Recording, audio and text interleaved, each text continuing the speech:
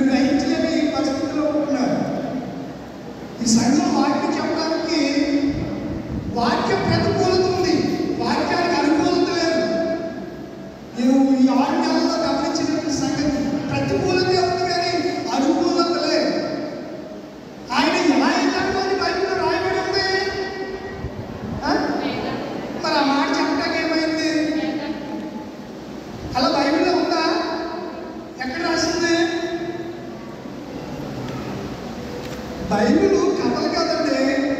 నేను ఆ ఊరు వెళ్ళాను, అక్కడ అది చేశాను, ఇక్కడికి వెళ్ళాను, ఇక్కడ ఇచ్చేసాను, ఆ అమ్మ నాయన ప్రార్థించండి, పెద్ద కొట్టు ఇచ్చింది, అది కాబట్టి ఆవిడ 1000 రూపాయలు కారుకి ఇచ్చింది. ఈ మాటలు కాదు, ఇవి కాదు. వాక్యం వినాలి. దేవుడి సన్నిధిలో దేవుడి వాక్యం ధ్యానించాలి. ఇప్పుడు ఎవరిని తండ్రులను అన్నాడు దేవుడు చెప్పండి? కథలు చెప్పుకుని, కవితలు చెప్పుకుని, మాయమాటలు చెప్పుకుని, గాడి సినిమాలాగా డబ్బులు ఇచ్చుకుని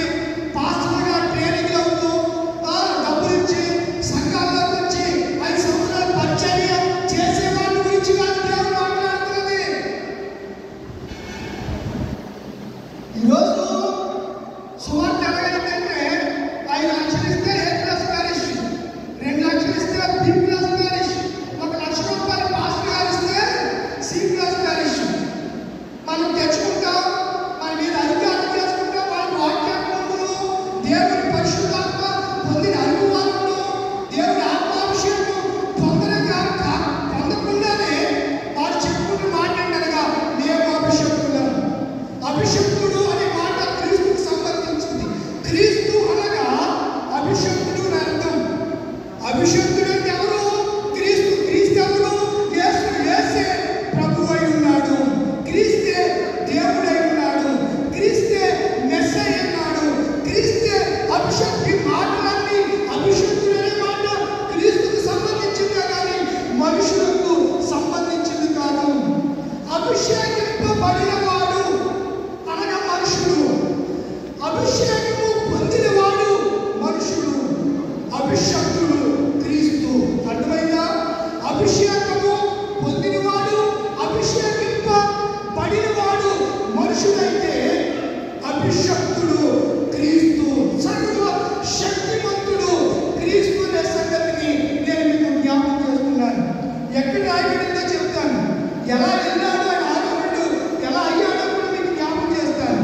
అపోస్తుల కార్యగ్రంథము త్వరగా తీసుకుంటే కొన్ని విషయాలు చెప్పడానికి ధ్యానించడానికి అవకాశం ఉన్నది. యెహోవా వాక్యము దివారాత్రులు ధ్యానించేవాళ్ళు ధన్యులు అని అన్నాడే తప్ప మీరు నా గురించి లేకపోతే కొన్ని సులుకములు చెప్పుకునే వారు ధన్యులని ఆయన తన వాక్యంలో వ్రాయలేదు అనే సంగతిని నేను మీకు జ్ఞాపకం చేస్తున్నాను. 9వ వచనం అపోస్తుల కార్యగ్రంథము 1వ అధ్యాయము 9వ వచనం. ఈ మాటలు చెప్పి వారు చూచుచుండగా ఆయన ఆరోహణమాయను. ఏమాయను? అవరోహణమాయన, ఆరోహణమాయన, ఆరోహణమాయను. తర్వాత అమ్మా మైక్ తీసుకుని చదవండి. మైక్ తీసుకుని చదవండి. అప్పుడు వారి కన్నులకు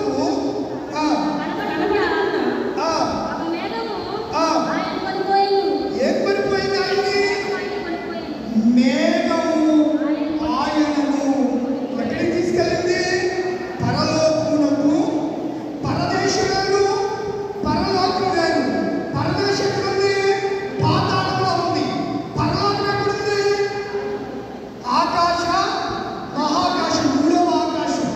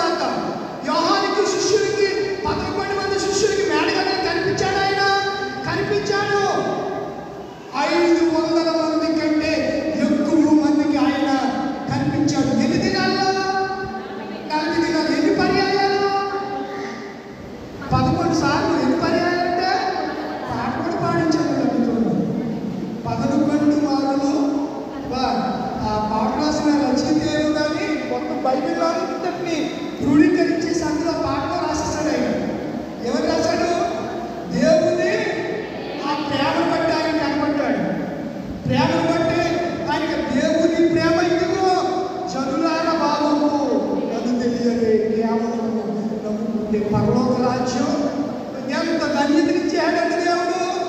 ప్రియమైన దేవుని పిల్లలారా, దేవుని నమ్ముకుంటే నీకు ఇచ్చే ధన్యతను నువ్వు ఎప్పుడైనా గుర్తించగలిగావా? యేసు ప్రభు వారి లోకంలో ఆయన 33 సంవత్సరాలు జీవించి చనిపోయి ఆయన సమాధి చేయబడి 3వ దినాన లేచి 11 మార్లు 500 మంది కంటే ఎక్కువగా కనబడి 40వ దినాన ఆయన ఏ పండుగ చాలుకుంటాడు? లూకాసు వార్త 24వ అధ్యాయం. లూకాసు వార్త 24వ వాక్యం అండి. వాక్యం చూడండి. లూకాసు వార్త 24వ అధ్యాయము 48వ వచనం నుంచి చదువుదాం. ఈ సంగతులకు మీరే సాక్ష్యము. ఇదిగో నా తండ్రి వాగ్దానం చేసినది మీ మీదికి పంపుచున్నాను.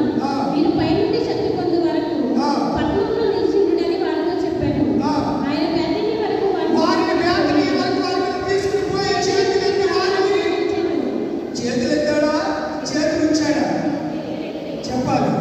చేతులెత్తి ఆశీర్వదించి ఆయన వారిలో నుండి ప్రత్యేకింపబడి పరలోకమునకు వారు ఆయనకు ఏం చేశారు? వెళ్ళిపోతుంటే ఆయన మేకలా వెళ్ళిపోతుంటే శిష్యులు అందరూ ఏం చేశారు? నమస్కారం చేశారు. చేతులెత్తి నమస్కారం చేసి మహానందముతో యెరూషలేమునకు తిరిగి వెళ్ళి ఎడతెగక దేవాలయంలో ఉండి దేవునికి స్తోత్రములు చేయుచున్నారు.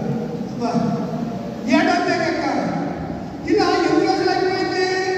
40 దినాలు వెళ్ళిపోయాడు. 50వ దినం ఇదే పెంతుకోస్తు పండుగ. పాటలోకి వస్తున్నాం. ఏ పండుగ? పెంతుకోస్తు పండుగ. ఇశ్రాయేలీయులకి ప్రాముఖ్యమైనటువంటి పండుగలు మొత్తం 7 ఉన్నాయి. 7లో అతి ప్రాముఖ్యమైనటువంటి పండుగలు వారికి ఎన్ని అంటే వారికి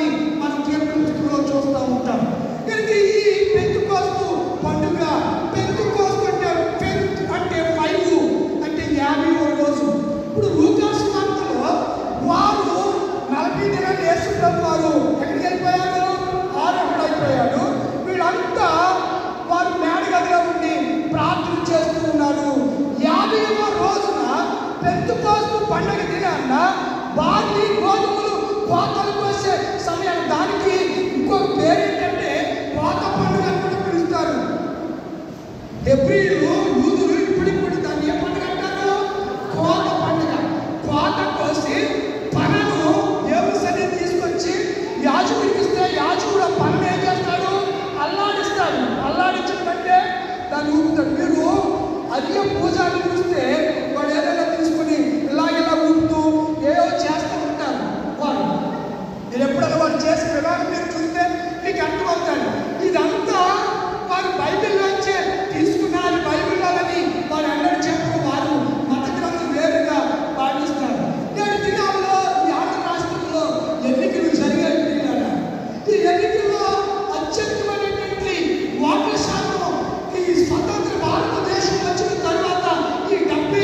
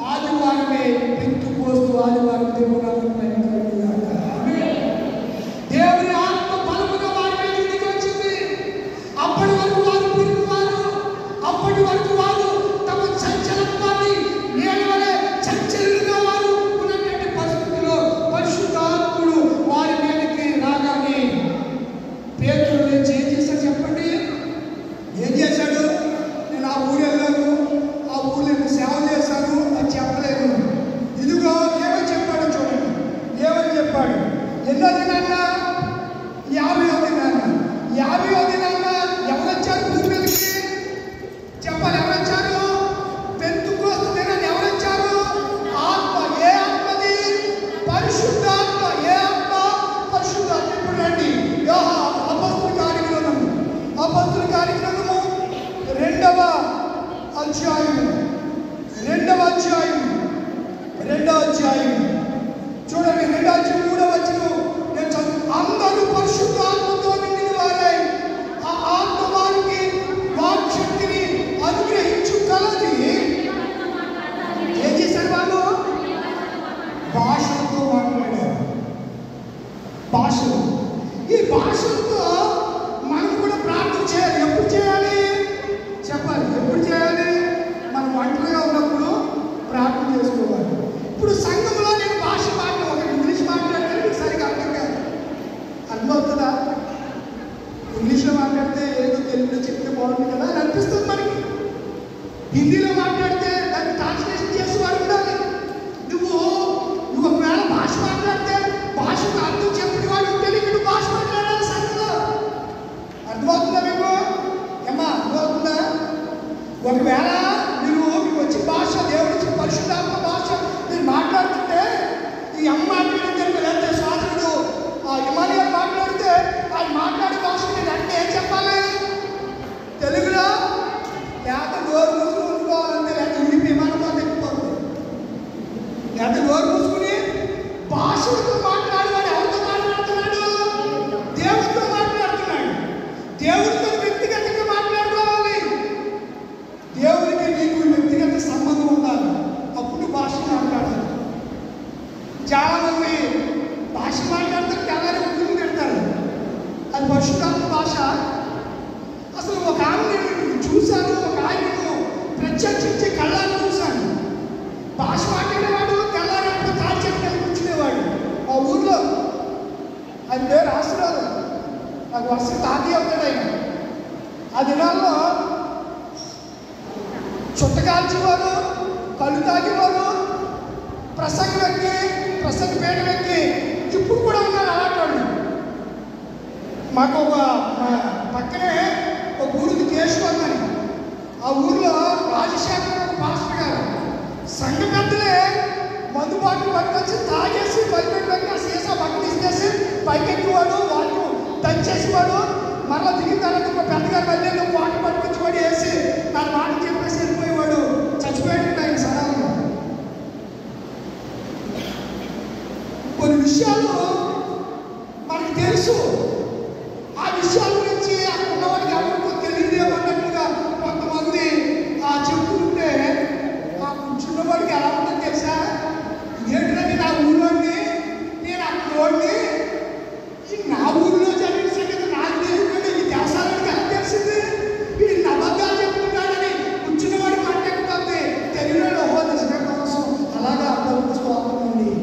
ఏమంటారు? ప్రభుకి స్తోత్రం నిజంగా జరిగిపోలేదు. ఇలాంటి వాడు కూడా బైబిల్లో పరిశుద్ధాత్మను కొనుక్కోవాలని ఒకడు పేదరి ఆత్మకి ఏం పట్టుకొచ్చాడు చెప్పండి? ఏం పట్టుకొచ్చాడు? తప్పించి పట్టుకొచ్చేసు. అది నాకు ఇచ్చాడన్నాడు. గారిడి సీమని అడిగారు. ఏ సీమను? గారిడి సీమని అడిగారు. ఇప్పుడు వీరు పరిశుద్ధాత్మను పొందిన తదుపరి పేతురు ఏం చేశాడో చూడండి. పరిశుద్ధాత్ముడు వాళ్ళు నేర్కొచ్చారు, అన్ని భాషలు మాట్లాడారు. ఇదంతా మీకు జరిగిన మీకు తెలిసినటువంటి సంగతి. అయితే పట్టాలకు వచ్చింది. అయితే పేతురు ఆ 11 వారితో కూడా లేచి విగ్రహ వారితో ఇట్లా యూదా మనుషులారా, యెరూషలేములో కాపురమున్న సమస్త జనులారా, ఇది మీకు తెలియనుగాక చెవిలోకి నా మాటలు వినండి అని చెప్తూ 22వ వచనం, ఇశ్రాయేలీ వారలారా ఈ మాట వినండి. మరలా 29వ వచనం, సహోదరులారా మూల పురుషులకు దావీదు గురించి. ఏ పురుషుడు? మూల పురుషుడు. అతడు ఆత్మను బట్టి ఏం చెప్పాడంట చూడండి. కావున 33వ వచనం, ఈ 33వ వచనం, కాగా ఆయన దేవుడు పరిశుద్ధాత్మ గురించి వాగ్దానమును తండ్రి వలన పొంది మీరు చూచుచున్న దీనిని కుమ్మరించి. దేనిని?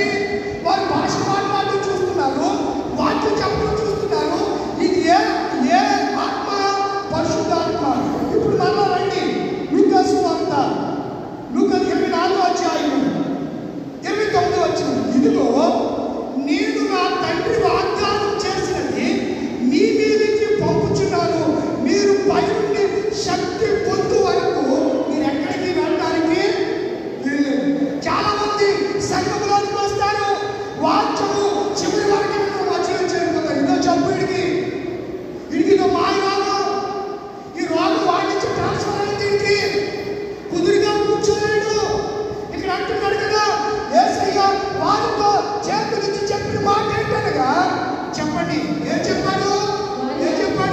పై నుంచి నేను పరిశుద్ధాత్మను 50వ దినాన పెంతుకొస్తు దినాన కుమ్మరిస్తాను, అప్పటి వరకు మీరు పట్టణంలో నిలిచి ఉండండి, అటు ఇటు చెదిరిపోకండి, అటు ఇటు తిరగండి, పట్టణంలో ఉండండి అని చెప్పాడు. ఆ పరిశుద్ధాత్మ ఎప్పుడు వారి మీదకి వచ్చాడనగా, ఇప్పుడు చూడండి అపోస్తుల కార్యగ్రంథము 2వ అధ్యాయము 2వ వచనము, కావున హెచ్చబడి పరిశుద్ధాత్మ గురించిన వాగ్దానము తండ్రి వలన పొందినది ఆయన చెప్పాడు కదా, ఇంకో తండ్రి చేత వాగ్దానం చేయబడిన ఆత్మ మీ మీదకి వస్తుంది. అప్పటి వరకు మీరు ఎక్కడ ఉండాలి? నిలిచి ఉండాలి. ఎక్కడ? యెరూషలేములోనే ఉండాలి, ఎపిఫానియా సంఘములోనే ఉండాలి, లూథరన్ సార్వత్రిక సంఘములోనే నువ్వు నిలిచి ఉండాలి. పరిశుద్ధాత్మను పొందాలంటే ఎక్కడికో వెళ్ళి పొందుతూ పరిశుద్ధాత్మ కాదు, నీ స్వజనుల మధ్య, నీ ఇంటి వారి మధ్య, నీవు నివసిస్తున్న ప్రజల మధ్య, నీవు వెళుతున్న సంఘములో అభిషేకం పొందితే అది పరిశుద్ధాత్మ. నేను ఎక్కడికి వెళ్ళి పొందొచ్చానంటే అక్కడ ఏం చేసి ఎవరికి తెలుసు? నీవు పొందింది నేను కన్నులారా చూడాలి. ఒక కాపరిగా నా బిడ్డలు పరిశుద్ధాత్మ చేత నింపబడ్డారు, పరిశుద్ధాత్మతో వారు ఆరాధన చేస్తున్నారు, పరిశుద్ధాత్ముడు వారిని తాకాడు అని పరిశుద్ధాత్మ ప్రేరితుడైన సేవకులు గమనించాలి, గుర్తించాలి. నీవు నీ సంఘములో, నీ ఇంటి వారి మధ్యలో నువ్వెవరు ఏం పొందుకోవాలి?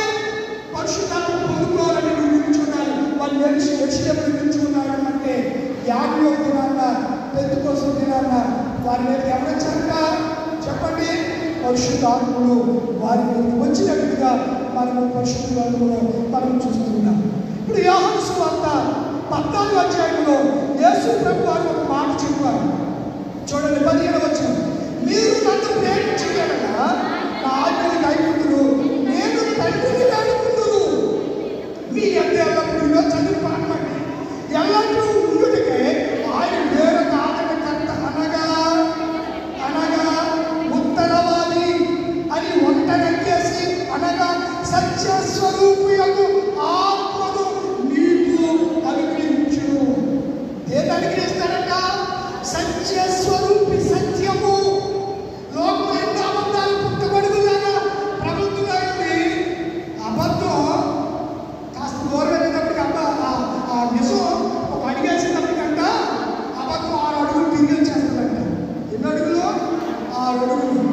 ఈ రోజులు అలాగే ఉన్నాయి.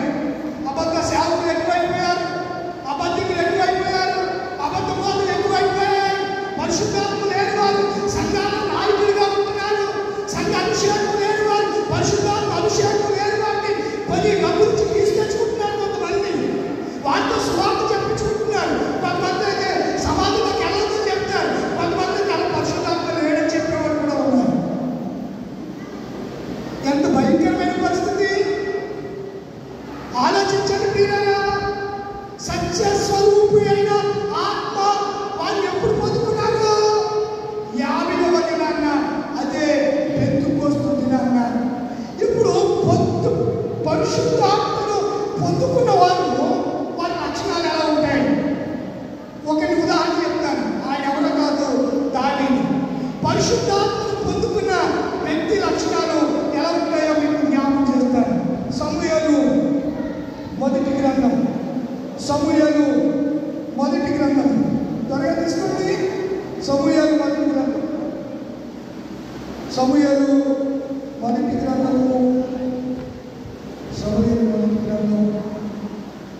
24వ అధ్యాయం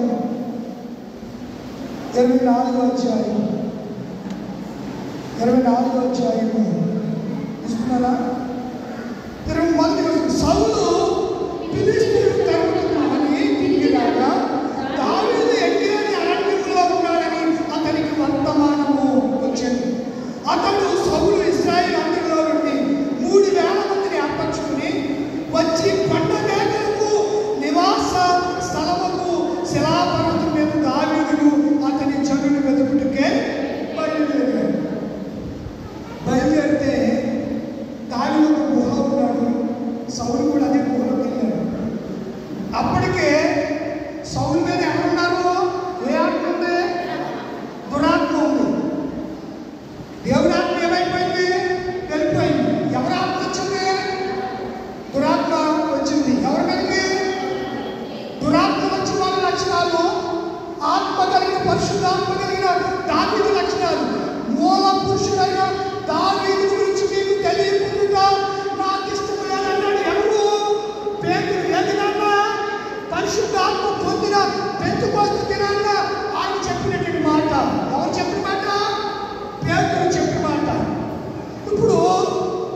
దావీదులో ఉన్నటువంటి పరిశుద్ధాత్మ లక్షణాలు మనం చూస్తే చూడండి 11వ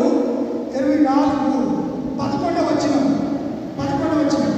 నా తండ్రి చూడుము ఇదిగో చూడుము నిన్ను చంపకానికి వస్త్రం చెప్పుకుంటే సౌలు దావీదుకి ఏమవుతాడు చెప్పండి ఏమవుతాడు? మాంగాలు అవుతాడు. ఎవరు? అదే ఏదైనా ఉంటాయి కదా. ఇప్పుడు సౌలు దావీదుకి ఏమవుతాడు? మావి అవుతాడు, హక్కులు అవుతాడు. ఈయన ఏమనుకోవాలి? మాయో నువ్వు నా చంపడానికి వచ్చా కదా మాయా, ఇదో గోహలో నేను ఏం చేశాను? చంపాలనుకున్నాను, కానీ నా దేవుడు పరిశుద్ధాత్మను చంపకుండా నన్ను అడిగించాడు. అందుకని నువ్వు వస్త్రం చెట్టును కోసే మాయా, ఇదో చూడు మాయా అనాలి అన్నాడా? కొంతమంది ఏ బావా ఏ మాయా, మన పిలుపు పరిశుద్ధాత్మ పొందిన వారి పిలుపు ఏమైనా ఉందో తెలుసా? ప్రైజ్లాడ్ బ్రదర్, ప్రైజ్లాడ్ సిస్టర్, ప్రైజ్లాడ్ అక్క, ప్రైజ్లాడ్ చెల్లి, ప్రైజ్లాడ్ అన్న, ప్రైజ్లాడ్ తల్లి, ప్రైజ్లాడ్ తండ్రి ఇలా పిలవాలి తప్ప మాయా వందనాలు, బావా వందనాలు అనకూడదు. ఇప్పుడు అలాగా ఆ ట్రెండ్ ఎక్కువైపోయింది. పరిశుద్ధాత్మ పొందిన వాడు ఎలా మాట్లాడాలని అంటే మాంగాన్ని కూడా ఏమని సంబోధించాడు దావీదు? తండ్రి. ఏమనిపించాడు? బామ్మద్దిని కూడా సహోదరుడు అన్నాడు దావీదు. తెలుసా మీకు? అన్నాడా? ఎక్కడ? ఏ అధ్యాయంలో రాయబడింది? పడిపోయిందా? బంధువులు ఎలకబడిందా? ఏ అధ్యాయంలో రాయబడింది చెప్పండి. సహోదరుడు అని ఎక్కడ వాళ్ళంటున్నాం. అందుకే చాలా మందిని నాన్నగారు, తల్లి, చెల్లి, అక్క, అమ్మ మన భాషలో ఉంటామండి. క్రైస్తవులకి మనం నీవు నీ ఇంట్లో నీ సొంత మామయ్యప్పుడు తప్పు లేదు. మా అయ్యా అంటే తండ్రితో సమానం. అత్తమ్మ అమ్మ తర్వాత అమ్మ అత్తమ్మ, లేకపోతే వాళ్ళ ఇంగ్లీష్లో ఆంటీ అంకుల్ అని పిలుస్తాం మనం. ఏమంటా అంటమానమా? ఇప్పుడు కొంతమంది సేవకులు అంటున్నారంట, ఓ బామ్మతే బాగుందా, ఇదే భాష బాబు, ఓ మాయా బాగుంటుందా అంటే బామ్మతే అంటే ఆ చెల్లి వీడు చేసుకున్నాడా? వీడు అక్కడ అడిగిచ్చాడా?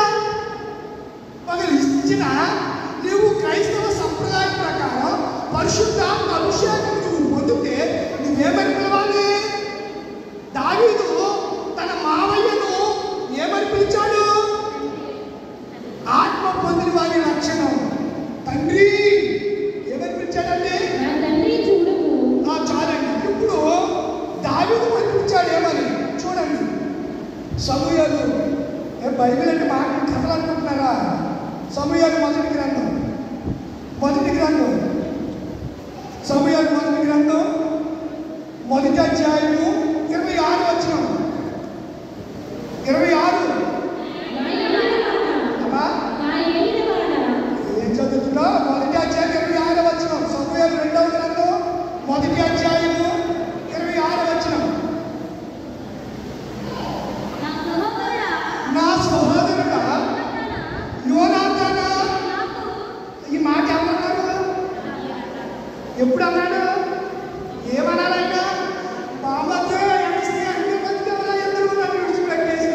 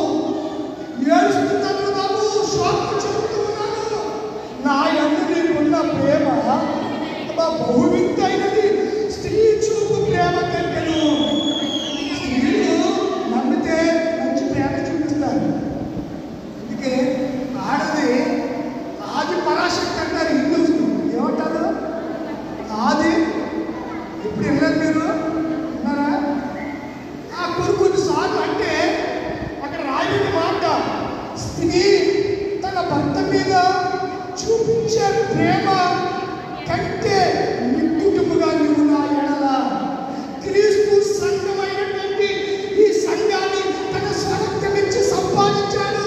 రక్తముతో ఆయన సంఘాన్ని కొనుక్కున్నాడు. అయితే రక్తాన్ని కొంతమంది అమ్ముకుంటుంటే డబ్బులేసి కొనుక్కుంటున్నారు. దౌర్భాగ్యం. నీ విజ్ఞతకే నేను వదిలేస్తున్నాను.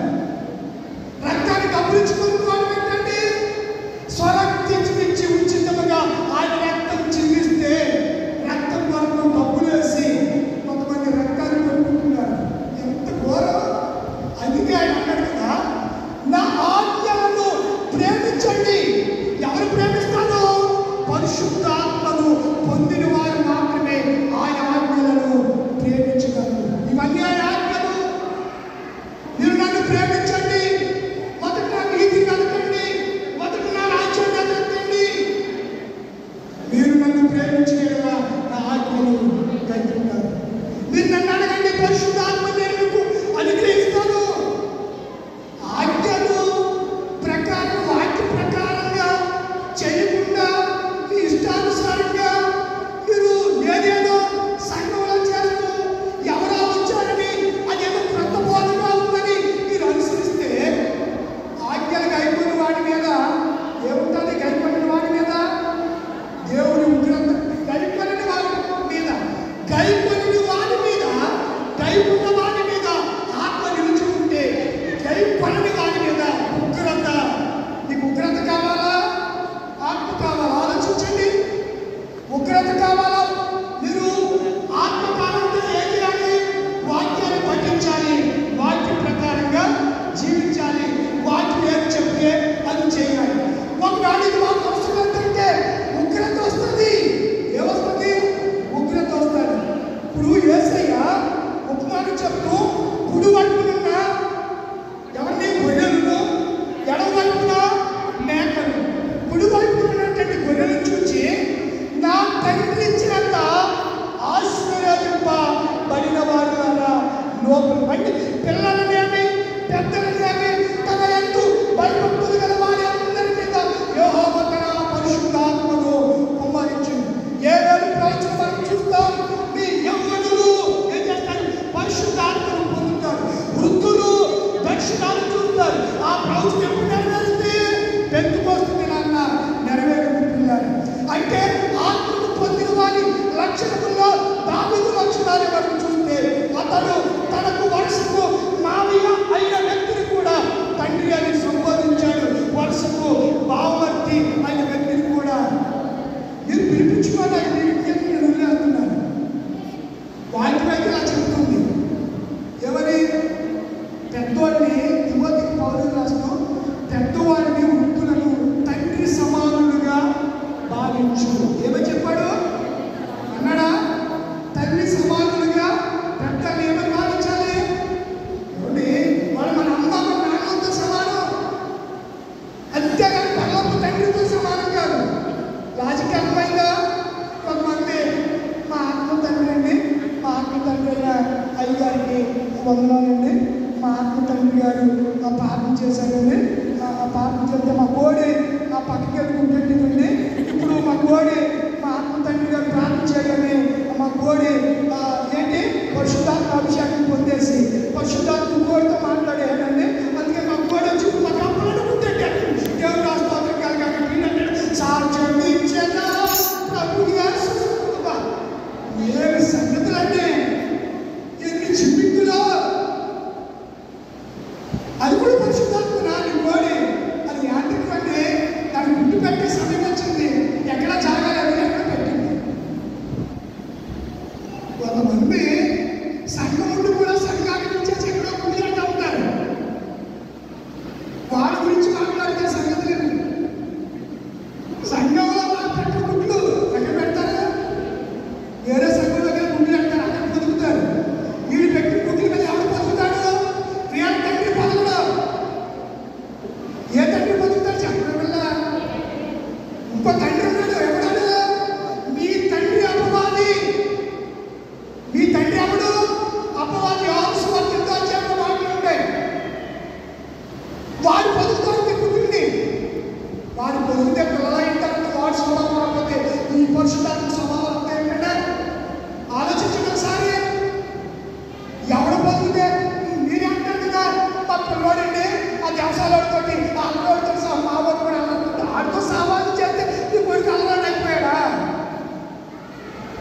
కాదు కదా. ఆ నిమిషం ఆడే అవుతారా? ఎవరు వాడే కొడుకు, ఈ కొడుకే, ఆ కొడుకు, ఆ అమ్మ కొడుకు, ఆ అమ్మ కొడుకే, ఈ అమ్మ కొడుకు, ఈ అమ్మ కొడుకే. ఎవరు సహవాసం చేస్తే ఎవరికి వారుగా మార్చబడలేరు పిల్లలు. కానీ సహవాసం చేసేది ఎవరితో చేయాలంటాడంటే దేవుడు తండ్రితోను ఆయన కుమారుడితోను. నువ్వు సహవాసం అయితే యేసుతోను ఆయన తండ్రితోను సహవాసం కలిగిన వారిని. ఇప్పుడు పెట్టుకొస్తుందేనన్న పరిశుద్ధాత్మను పొందితే సహోదరులారా అంటున్నాడు. ఎవరు? పేతురు. పరిశుద్ధాత్మ పొందిన వ్యక్తి అయినటువంటి దావీదు సౌలు ఏమన్నాడు?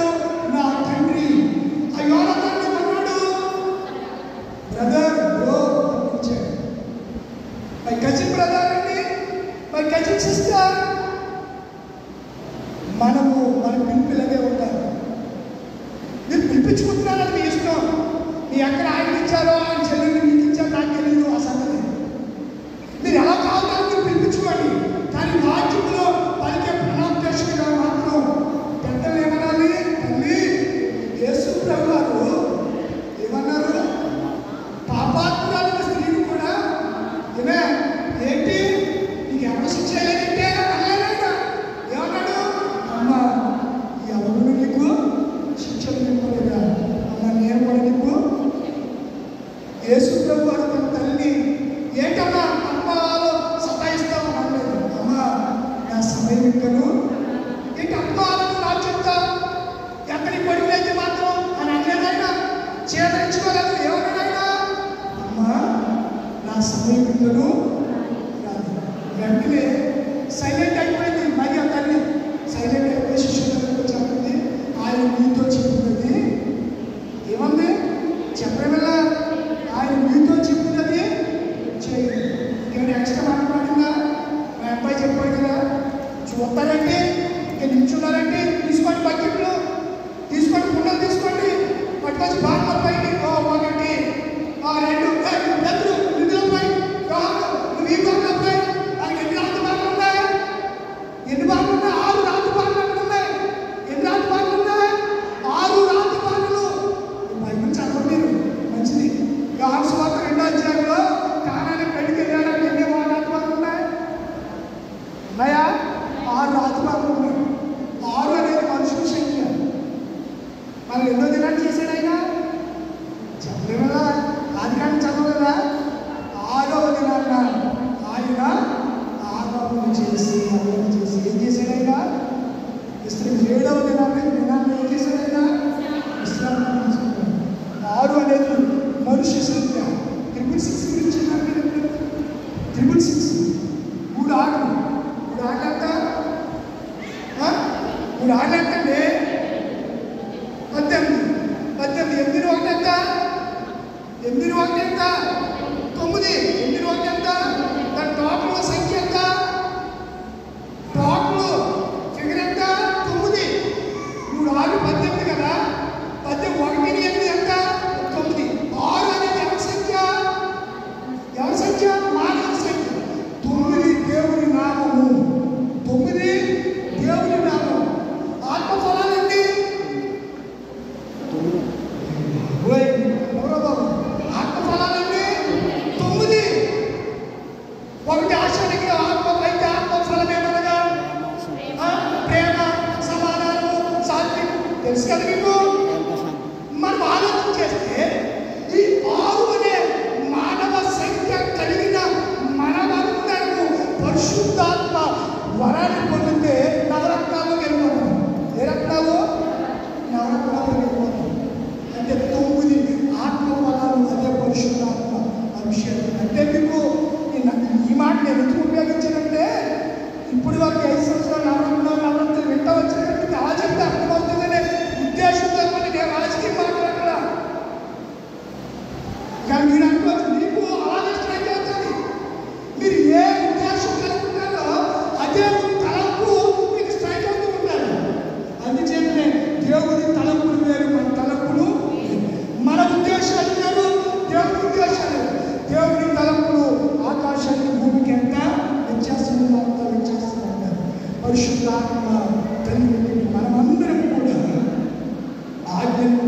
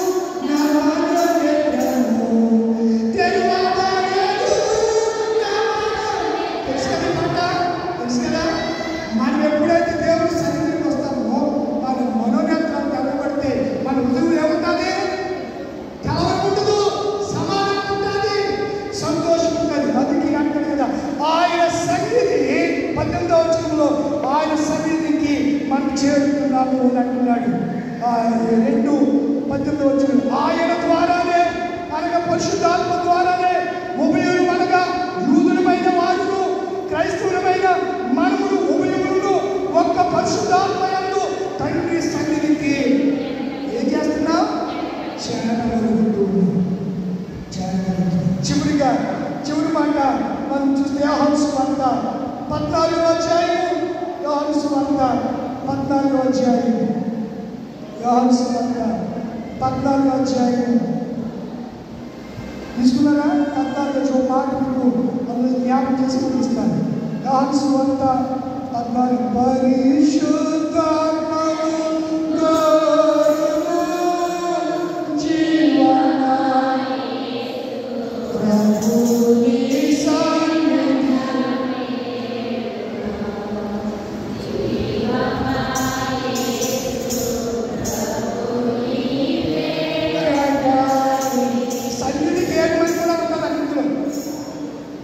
అదే శరణంలో 2వ శరణంలో ఉంటారు. ఇంటికెళ్ళి యోహాను సువార్త 14వ అధ్యాయము మనం చూస్తే 21వ వచనం, నా ఆజ్ఞలు అంగీకరించి వాటిని కైకొనువాడే నన్ను ప్రేమించువాడు నా తండ్రి వల్ల ప్రేమింపబడును. నేను వారిని ప్రేమించి వారిని కనపరుచుకున్నానని చెప్పాను. అంటే ఇప్పుడు దేవుని ప్రేమించాలనంటే మనకి ఏమవసరం? పరిశుద్ధాత్మ అవసరం. పరిశుద్ధాత్మ పొందిన వాడు ఏం చేస్తాడు? ఆజ్ఞలను ప్రేమిస్తాడు, దేవుణ్ణి ప్రేమిస్తాడు, ఆజ్ఞలను పాటిస్తాడు, ఆజ్ఞలను కైకుంటాడు. పరిశుద్ధాత్మ లేకపోతే ఆత్మ లేని వాడు నావాడు. దేవుడు ఏ పాతి కాదంట? దేవుడు ఏ పాతి కాదు? చెప్పండి, ఏ పాతి అంటే చెప్పండి. పక్షపాతం చెప్తారు.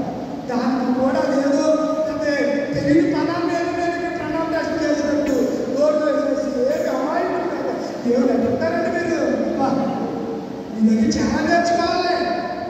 ఏమి తెలియదు అమ్మాయి అప్పుడు సింగానికి రోడ్డు వేయలేదా పదిలే మీకు ఒక పిల్లడు అక్కడంట అక్కడ ఏడుపులు పనులు కొడుకుంటూ ఉంటుందంటే మాస్టర్ గారు మా నాయన పళ్ళు ఊడిపోయి అక్కడ పళ్ళు ఎలా తింటారు బాబు పళ్ళు కాదు నా పొద్దులు కొడుకుంటా అన్నాడంట. అర్థమవుతుందా? మీరు ఆలోచన చేస్తే మనం చదవన లేఖనంలో ఆయన ఎవరు కాదు, పక్షపాతికాల దగ్గర అందరికీ ధారాళంగా ఆయన పరిశుద్ధాత్మను అనుగ్రహిస్తున్నాడంట. చివరిగా అపోస్తుల కార్యక్రమము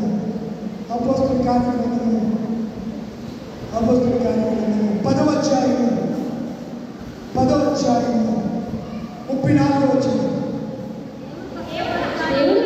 దేవుడు పక్షపాతి కాడని నిజముగా గ్రహించి ఉన్నాను.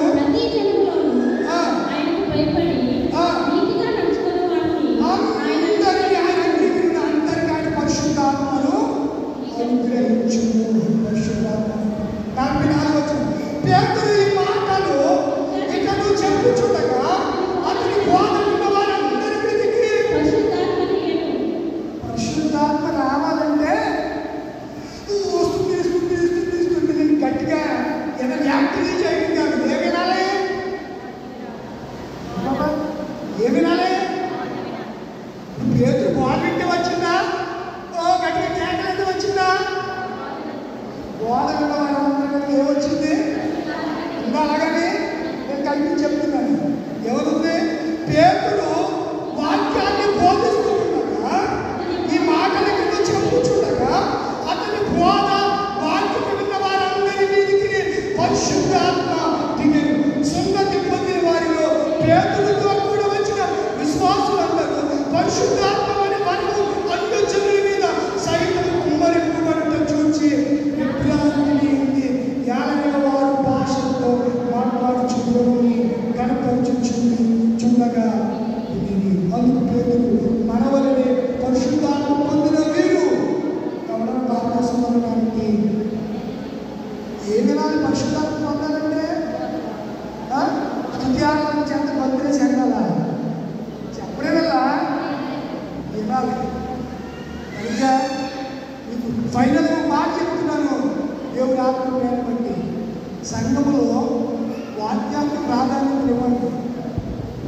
ప్రాధాన్యత ఇవ్వాలి? ఈ వాక్యానికి చాలా ప్రతికూలంగా ఉంది సంఘంలో. నేను గమనించుకుంటున్నాను, చాలా ప్రతికూలంగా. వాక్యం చెప్పే ఆ విధానంలో కూడా మీరు డిఫరెంట్ చూస్తుంటారు. అసలు ఏ మాత్రము వాక్యానికి అవకాశము లేని పరిస్థితులు చాలా సమయం నేను గమనిస్తూ వచ్చాను. ఈరోజు ప్రతికొస్తున్నాను, ఎవరాడుతున్నాను, దేవుడు ఒకసారి మీతో మాట్లాడుతున్నాడు. పరిశుద్ధాత్మ పొందాలంటే ఏం విన్నారు మీరు? చెప్పండి. వారు ఏం విన్నారు? వాక్యం విన్నారు. ఏ మాట? ఇదిగో పైనుంచి శక్తి పొందే వరకు మీరు ఎరుసలేము నుంచి బయటికి ఆ మాటను నమ్మారు, విన్నారు, కైకున్నారు. ఏం పొందుకున్నారు? యాభై దినాల పరిశుద్ధాత్మ. మీరు విన్నా మీరు ఏం చేయాలి? అనుసరించాలి. అప్పుడు ఏం పొందుతారు మీరు? లేకపోతే పరిశుద్ధాత్మ పొందుతున్నారా? నమ్మకం మీరంతా మన అందరూ చూడండి. బాగా సౌర్యాలు ముఖేష్ అంబానీ డాక్టర్స్ సంస్థ కనపడుతున్నారు కదా. అంటే డాక్టర్స్ సంస్థ ఏంటి? కొడుకులు. ఎవరు కొడుకు మీరు? ఏ అంబానీ? ప్రపంచంలో మోస్ట్ పవర్ఫుల్ ధనవంతుడైన అంటే ముఖేష్ అంబానీ. వాడికి ఎన్ని లక్షల కోట్లు ఉన్నాయి వాడికే. వాళ్ళనే మీరు అంతకన్నా గొప్ప వచ్చింది. తండ్రి ఎవరు చెప్పరా? ఆగంత శ్రీమంతుడు, ధనవంతుడు. ఆయన ధనవంతుడు అయ్యింది మరి ఏమైపోయాడు? అదెక్కడంటే మన ఆస్తిపాస్తు, మన తండ్రికి ఉన్న ఆస్తిపాస్తుల్లో ఆయనకి 1% కూడా ఉండదు. ఆయనకి ఎవరికి? ఇంకా మన తండ్రి ఆగంత శ్రీమంతుడు, ధనవంతుడు. ఆయన గుప్పులు విప్పాడంటే అంతే. సంగతులు కుంభ వర్షమే, దిగుల వర్షమే మనకి. ఆ వర్షం కావాలంటే పరిశుద్ధాత్మ అభిషేకాన్ని ఏం చేయాలో ఏం చేయాలి చెప్పలేదా?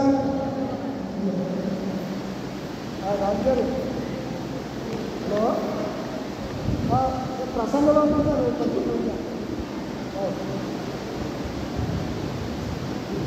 ఎందుకు తీసేసి కొన్ని ఫోన్లు చేయక మీరు ఏమనుకోలేదు. ఇది ఎక్కడి నుంచో తిరుగుతులే చెప్పలేదు. మనం చేసే రాజు దాంతో అంటే దాబాడుకుంటూ దానికి రీజన్ ఏంటో మీరు అనుకోండి. ఏంటంటే అలా మధ్యలో మాట తప్పుడు కొనుక్కోకుండా అంటే 3 సార్లు చేశారు. ఖర్చాన్ని తీయకపోతే రాజుతో పని ఎలా ఉంటే తెలుసా మీకు? చెప్పరా? మీ అమ్మ మీ నాన్న ఒకసారి చెప్పకుండా ఇప్పుడు చెప్తే ఏం చేస్తారా? ఎలా ఎక్కలేదన్నా కొనుక్కోయామా? అట్టగాడిగా పరిచాము, మాట ఎక్కలేదా, ఇవ్వట్లేదా, చెవులు ఏమైనా సీసం పోసుకున్నావా, ఏమైనా ఒలిసియా అంటారా? అన్నా ఏమన్నా అన్నాడు మీరు? అయితే చాలా ఉందమ్మా, మీ పిల్లలు మీరు తిట్టకపోతే చాలా చాలా తగ్గింది అంటాం కదా. మీరు మైండ్ సెట్ ఎలా ఉంటుందో మీకు తెలియదు. కొన్నిసార్లు అప్పటికప్పుడు మారిపోతాయి కదా. అని చెప్పి కొన్నిసార్లు ఎన్ని సంగతి మన పర్లోకి తండ్రి తెలుసు. అందుకే అన్నాడు మీరు అధికారులకి రాజులకి ఎదిరిస్తూ ఉన్నాడా? లోబడి అన్నాడా లేదా? లోబడి ఉందా? తండ్రికి లోబడాలి. ఎందుకంటే ఆత్మ తండ్రి. చివరిగా ఆయనకి ఏ పాత్ర లేదు. పక్షపాతమే. ఒళ్ళు లేకుండా పిల్లలుంటే పెద్ద పెద్దడా చిన్నోడు చెప్పాడు. పెద్ద కూతురు పెద్ద కూతురు చిన్న కూతురు నేను పక్షపాతం. కానీ మన పనులు తండ్రికి ఏం లేదంట పక్షపాతం. మనం కూడా మన పిల్లలు కదా పక్షపాతం కలిగి ఉంటుంది.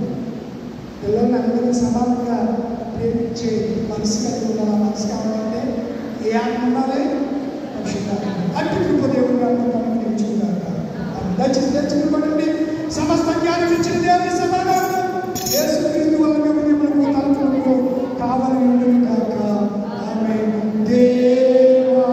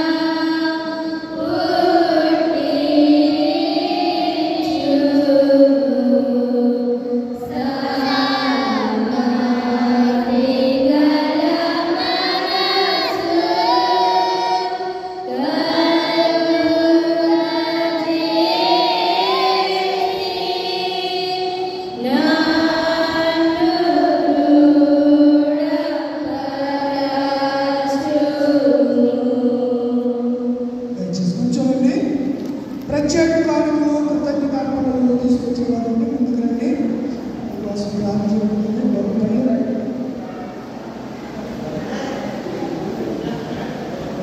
రావాలి. పొరపాటి చేయడంలో దేవుడి శక్తి పాటించే వారిని త్వరగా రావాలి. మీ పేరు ఇక్కడే చెప్పండి. ఇక్కడ చెప్పేస్తాను. సత్యప్రేమ ఎప్పటికైనా సత్యప్రేమ వారికి చేరుకున్నారు.